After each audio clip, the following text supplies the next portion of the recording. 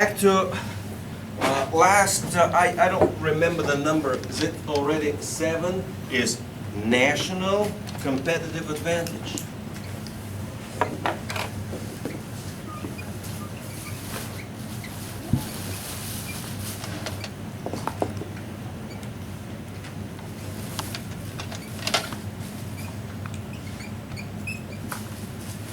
So, national competitive advantage example will be what? French.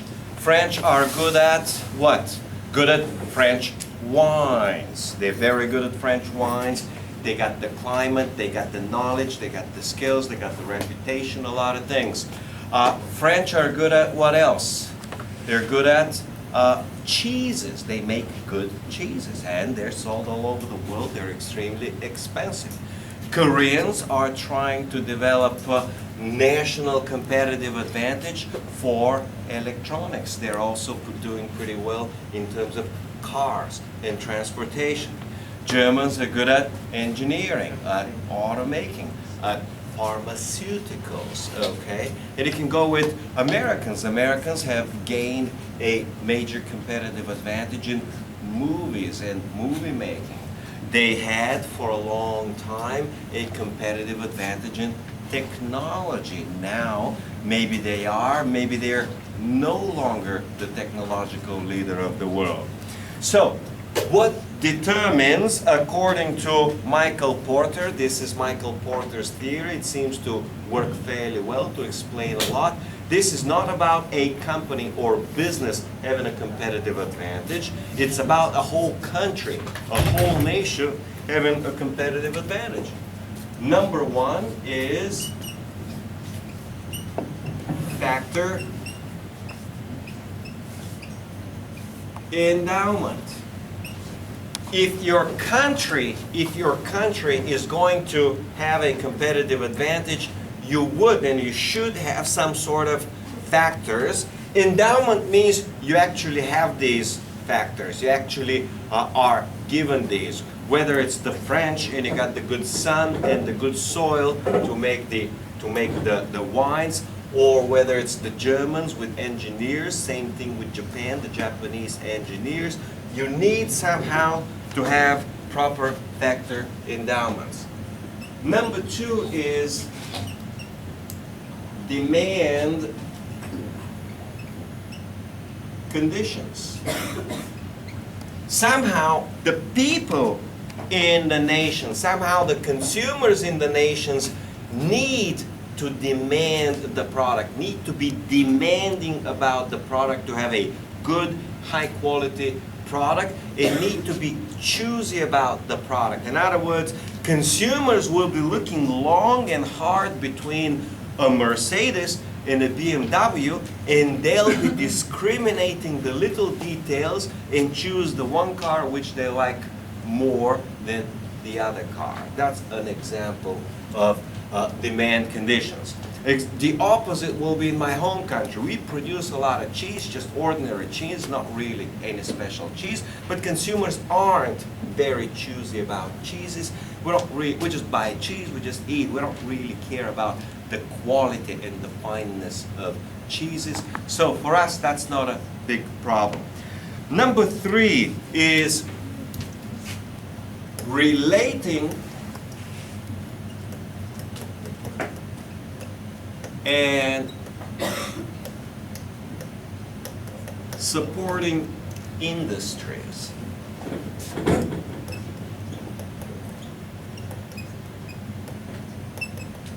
That's the third factor. And number four is related to firm strategy,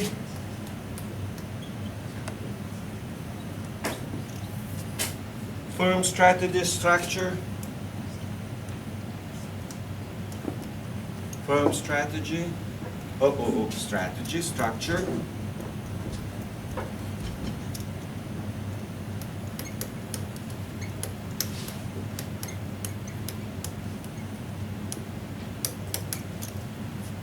structure, and another extremely important factor is rivalry.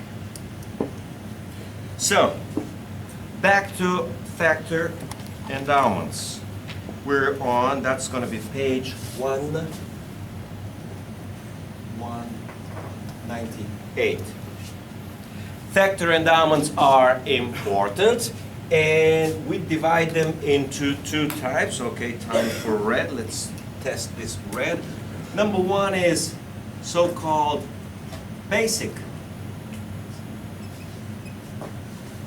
factors. And basic factors will be the sun, will be the weather, the climate, your geography, you have a lot of land or you don't have a lot of land. The example of not having a lot of land will be Singapore, but even without a basic factor like land, Singapore can be very, very advanced economy. Same thing Singapore. They don't have land, but nevertheless, they are very advanced economy. Now, there is a very, very common mistake with most people just make commonly, thinking that, oh, let's say the Arab world, they are rich because they have major resources. Totally and completely false. Same thing about Canada. Oh, Canadians have a huge resources, that's why they're rich. Again, totally and completely false. Same thing about the US. Yes, they have resources, but you don't need the resources to be rich. Example of a country with extremely poor resources is Japan. And nevertheless, they're extraordinarily well developed. I already mentioned Hong Kong and Singapore. Now, the opposite is very, very true. You may have countries with huge resources and they could still be poor. And examples are very easy to come up with. Let's first understand the following. Out of 150 or so countries around the world, depends on how you count little things like Puerto Rico, do you count it as part of the US or as a separate country, or the Channel Islands and so on. But out of 150 countries in the world, you got about 20, 25 countries which are developed, and over 130 countries which are relatively poor. Example of a rich country with a lot of resources is Nigeria, but they just are not able to utilize their resources. For some reason, people think that Saudi Arabia is a rich country. Well, it's got huge oil resources, supposedly the largest in the world. They produce a lot of oil. But Saudi people, 90% of Saudi people live in poverty. They are extremely poor. The standard of living is extremely low. I mean, they are one of the poorest countries all over in the Arab world. Now, you got a 5 or 10% who are able to get money out of the Saudis' riches, and therefore they're able to live rich luxury lifestyle with, houses that are huge, thousands of square meters of houses, like 10, 15, 20 bedrooms, with 5 or 8 or 10 luxury cars parked in front of or inside the house. They're gonna have, but otherwise most people will be very poor. And again, just because you have the resources in no way makes the country rich. And the opposite is also true. And these refer to the basic factors. And you have the advanced factors.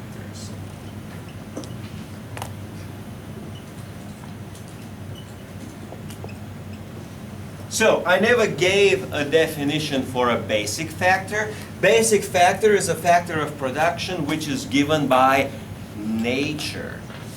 And an advanced factor is a factor of production which is made with capital, which is made by investment. You have a nice, good, high-quality roads. This is an important factor of production. We call it infrastructure. The telecommunications, an important factor of production. I have a lot of communication. I also have a lot of friends in the Philippines, and I communicate with them over Skype And at the same time, I lived for 4 months, 2 months in the Philippines. And guess what? Communications there are terrible. Every time I try to talk on Skype, it's a pain. You talk for 20, 30, 50 seconds, and then problem is communication breaks down, the pictures freeze, you can't hear what's going on, you gotta redial, big problem over and over again. When I was there, the same thing. You try. If you wanna have some decent conversation on Skype, which is given practically anywhere else in the world, you gotta wait for these hours way past midnight, like 1, 2, 3 o'clock, when most of the nation is already sleeping and when the network is not in terrible shape. Same thing with roads. It takes about 1 hour to go from the city all the way to the airport, which is barely 12 kilometers. You're moving with an average speed of 12 kilometers. Well, if cars and transportation moves with 12 kilometers per hour, one thing's for sure, these people aren't gonna get economically developed. So, an example of an advanced factor, which I've been given in explaining, is transportation. Another type, of course, is education. Education takes a lot of capital. We call it human capital. Of course, to build human capital, you guys are eating, you guys are sleeping, you guys are using a lot of other type of factors, a lot of other type of capital, and you are transforming other type of capital into human capital. And human capital is very important. So back to examples. Germany with engineers, extraordinary engineers. Well, Japan has some really good engineers with engineering skills, and they're very innovative and doing all this stuff. Same thing with chemistry and special advanced factors. A lot of them will have Switzerland, whether it's watchmaking, whether it's pharmaceuticals. So, advanced factors are, according to Porter's study, more important. More important. Important, yes. Back to your case study that you have with Jamaica. Jamaica has extraordinary basic factors. They have 360 days of the year sun. Of course, perfect for all sorts of agriculture, perfect for tourism, perfect for 100 other things that you may want to do. But for some reason, they're lacking on advanced factors. So they got extraordinary resources given by nature, but for some reason, they are poor. Back to another country which comes immediately to example with extraordinarily rich resources. Supposedly, maybe the richest in resources in the world is Russia. And yet, the economy is poor, the economy is devastated, the economy is barely working, they got all sorts of problems. So, it's important to understand that production factors are coming in two forms and in two ways. And if you got the advanced factors, you're very likely going to develop an advanced economy. You're very likely going to develop a national competitive advantage. And if you got a basic factor, maybe you'll develop it, maybe you will not. Most likely you will not. Back to a basic factor, Thailand has got a basic factor of a beautiful weather, very nice weather. It is welcoming and good for tourism, and coupled with a good government policy, overall culture of people welcoming tourism, and Thailand has been able to develop a simple basic factor into a relatively major national competitive advantage. We can say that Thailand has a competitive advantage in international tourism. All right, let's see what else we got. These are the factors. Here we got skilled labor. Here we got research facilities. Here in the advanced factors, you got infrastructure that relates again to airplane transportation, to shipping transportation.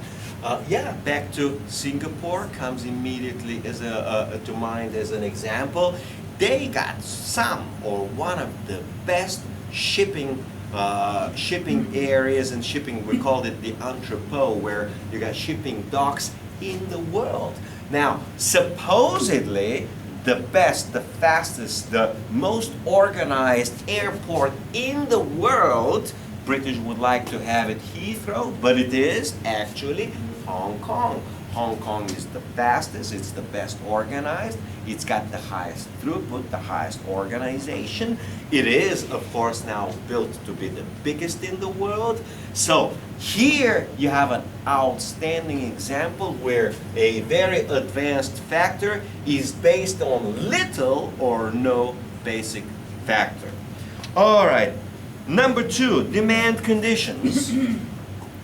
You must have very choosy consumers. Consumers, for example, in America, consumers are, well, historically were very choosy about movies. They want to go to movies, they like movies, they enjoy. I'm talking about the 50s, the 60s, the 70s, when the US totally and completely dominated the movie-making industry in the world.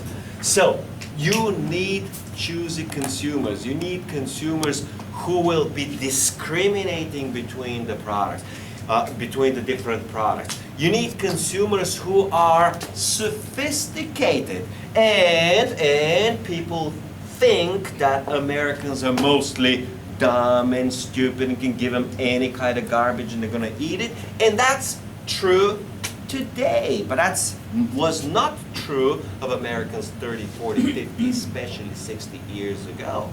Americans had an outstanding educational system, which they destroyed over the last 20 or 30 years, okay? So they had very refined consumers, which now has degenerated to the most vulgar form of consumerism. So, choosing consumers is very important. Same thing about Japan. The Japanese are crazy about little gadgets with little features, and they're going to be looking for the next little feature and whatnot. And this allowed them to develop some of the most advanced and sophisticated consumer electronics products to develop or as a general, a national competitive advantage in consumer electronics. And you all know Sony, and Sony has been one of those leaders. They use both technological design and advanced technology, and at the same time product design. Well, Apple is trying to do the same, and they've been successful for a short time, but that wasn't enough as competition caught up to Apple. But again, back to a whole country, the Japanese have extraordinarily demanding and choosing consumers, and these consumers will be sifting through all sorts of gadgets to choose the best gadget, and that's very important in an environment. Let's see what else. So, choosy consumers, and the other one is very important, sophisticated. Consumers have to be sophisticated. They have to. I mean, it's one thing that you just want to have the product, okay, and you're choosing, but it's a whole different story that you are actually sophisticated. Again, don't want to say anything bad about my home country, but we Bulgarians don't really care much about the quality of wine. Yeah, a lot of Bulgarians drink wine, and we love wine, and we all make our own wines.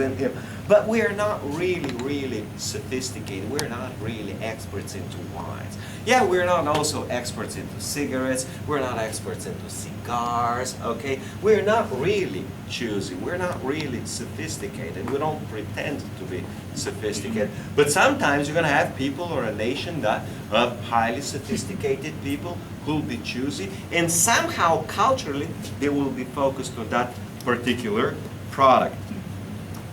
All right, number 3 is relating and supporting industries. You do need a related and a supported industry. And these relate, let's put it with a red over here, what is known as a, let's see how do we have the term. Okay, we just call it clusters.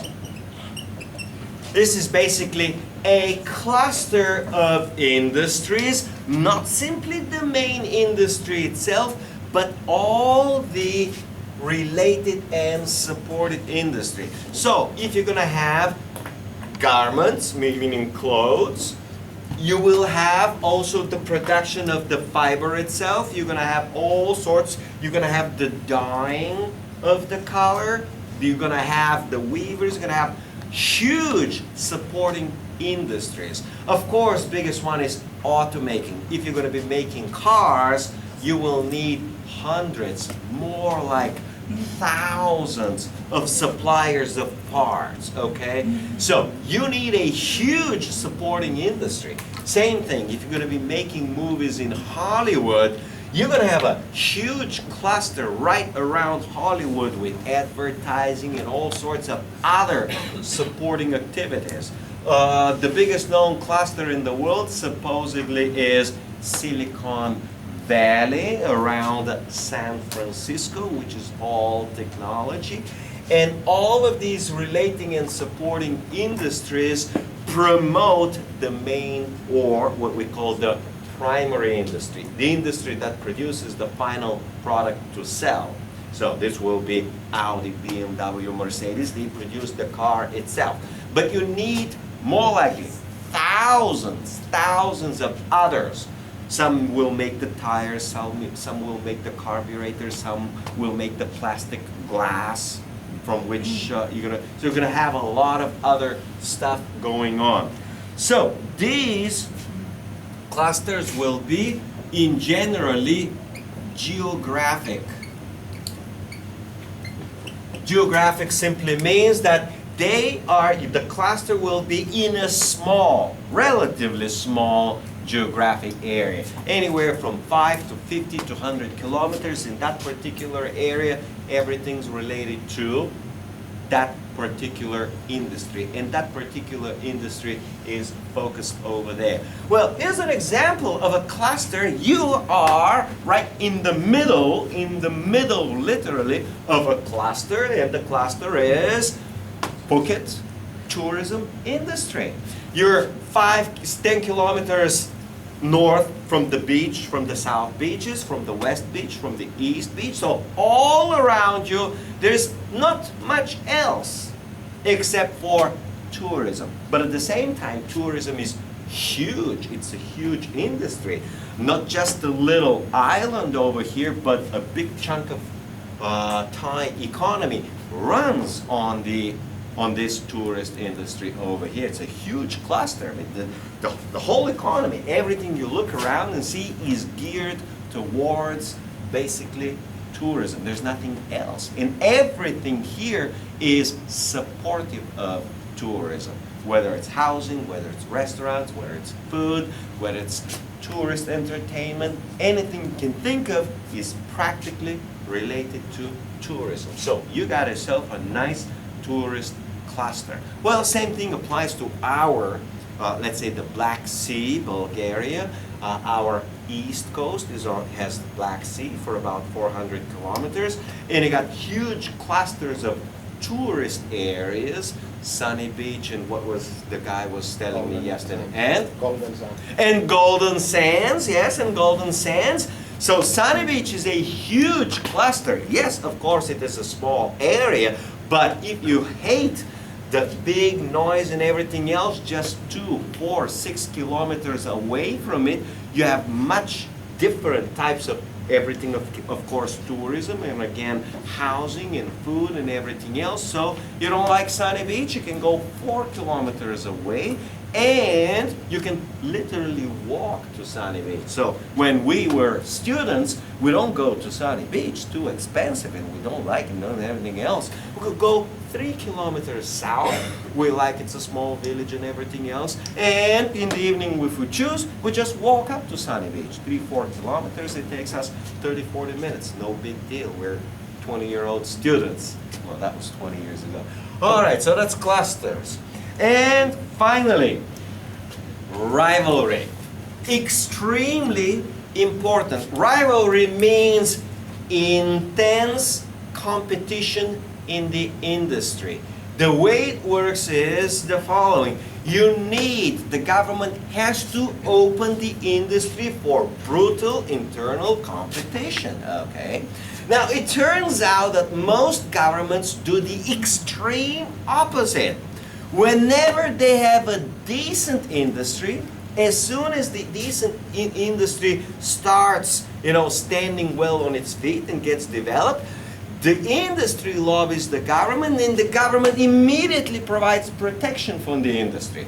And that protection from the industry usually results in the death of that industry a couple of decades down the road.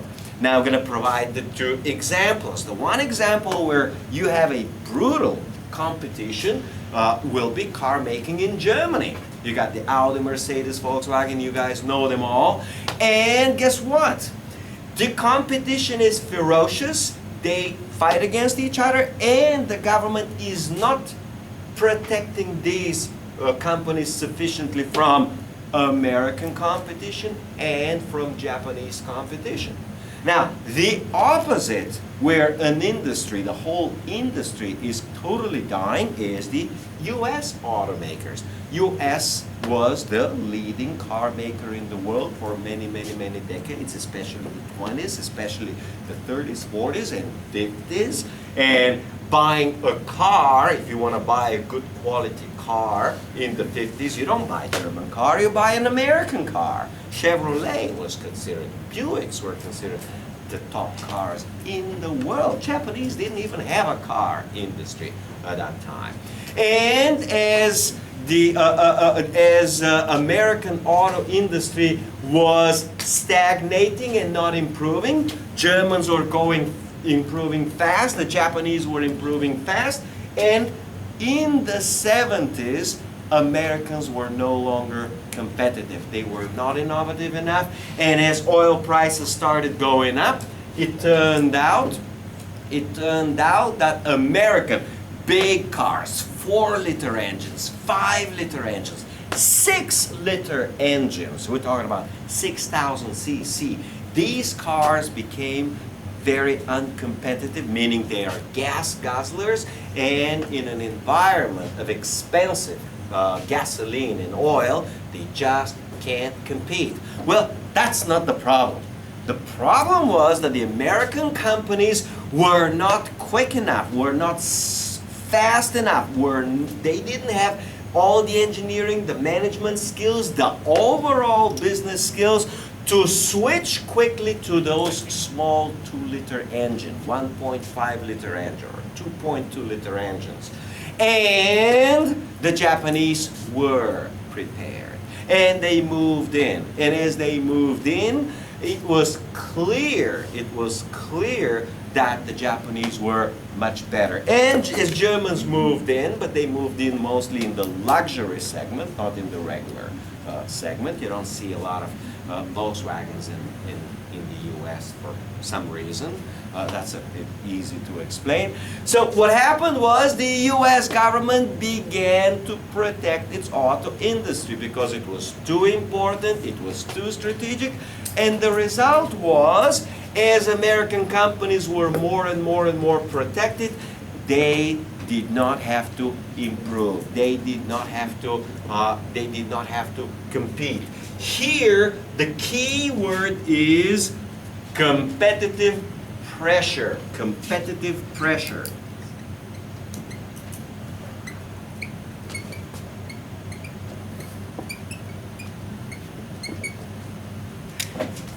As the government provided protection to American automakers, the automakers had no competitive pressure.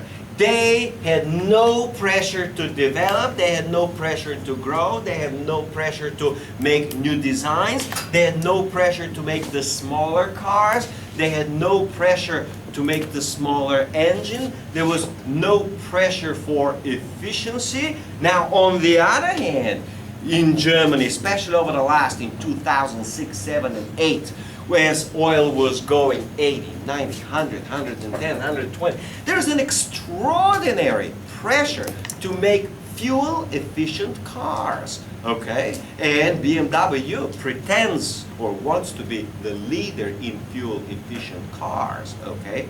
They were some of the first to introduce the 6th gear and all the other nice things.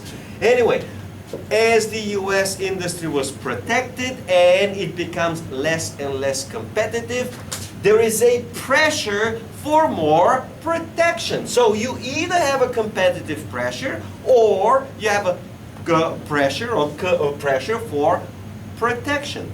The automakers wanted or pressured for more protection and more protection and more protection and more protection, to the point where American cars are not good enough and Americans just give up on their own cars. They buy Toyotas, they buy Hondas for their basic cars, and for the luxury cars, they don't buy Buicks, they don't buy Cadillacs, okay? They don't produce them anymore. They buy Mercedes, they buy BMW, they buy Japanese Lexus, okay? So basically, as you shield your own industry from competitive pressure, the industry declines. Same thing happened. You may be, because you're young, you may be surprised that the leader for TV in the world was America. For many, many decades, America built the best TVs in the world, okay?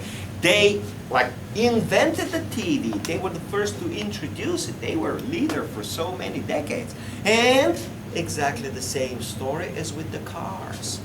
As competitive pressures built from Japanese, the government began protection and protection and protection, to the point where the Japanese developed their industry, the Europeans developed their industry. They were far ahead to the point where American companies literally died out. Now you don't even hear about American TVs. I mean, who's buying? Well, who's producing American TVs anymore? Now you buy, well, we're mostly buying Japanese, Sharp, Sony, Toshiba TVs and so on.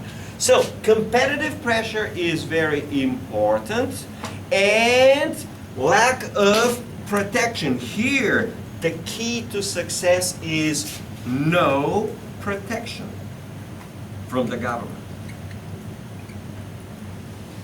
A small step of protection from the government usually leads to a bigger step of protection, and then to a bigger step, and then to the point where the industry is so shielded that it doesn't develop at all, and it gets totally overwhelmed by the competition. This takes decades. It takes 10, 20, 30 years for the industry to die out, and eventually it dies out. But if you keep the competition open and fierce, then you got no problems at all. Let's see what else we got. So vigorous domestic rivalry. Very important part of firm strategy and structure is, within competitive pressure, is management philosophy.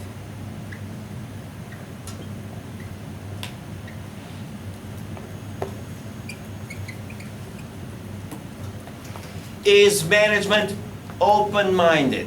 Is management open to innovation? Is management open to new ideas? Is management relatively flexible? Are they eager or willing to adopt new technologies, new processes, new philosophies in general, or not. If management is like this, they will not likely succeed, okay? But if management is open-minded, most likely it will have a big difference. And let's see what else I got over here. Well, that's pretty much it. This is what the theory is.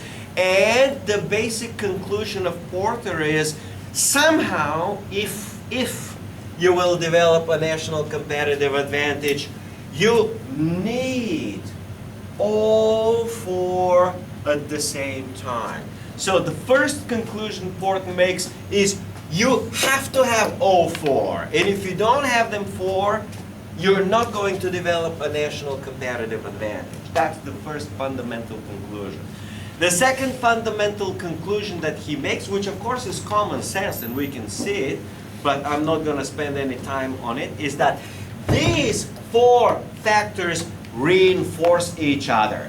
Having a higher, bigger rivalry usually causes or creates or helps develop a relating supporting industry. Having a huge rivalry will educate consumers and will create more demanding consumers. Having a more demanding and sophisticated consumers will lead to more rivalry, will lead to factor endowments, or the factor endowments will lead to more demanding consumers, will lead to more supporting industry. So each of these factors helps to develop the other three factors. They mutually enhance and reinforce each other. And somehow as a government, you cannot work at any one of them. You have to fundamentally work at four. Maybe a government doesn't need to stimulate consumers. Consumers will get sophisticated and choosy with time on their own. But the government can definitely work on this, can definitely work on this, and can definitely work on this to promote economic growth and development for a national competitive advantage, where the whole nation is pretty damn good at doing something. Now, back to basic factors. Greeks, well, they do have good olive oil, right? We like Greek olive oil. We eat a lot. We buy, okay? So they need to have, and they have a national competitive advantage in olive oil. Again, back from last time, Italians, they have a lot of competitive advantages. Italians are pretty damn good at design. Somehow, when it comes to fashion, Italians are the best in the world. Somehow, when it comes to those extreme performance cars, like Ferraris and Lamborghinis, they are, again, the best in the world, okay? Italians have a very fine cooking, so cuisine, Italian cuisine is, again, one of the best in the world. So, you need to think of different countries and find out where they have a national competitive advantage and why they have it. Is good enough? Okay. You need break? 5, 10?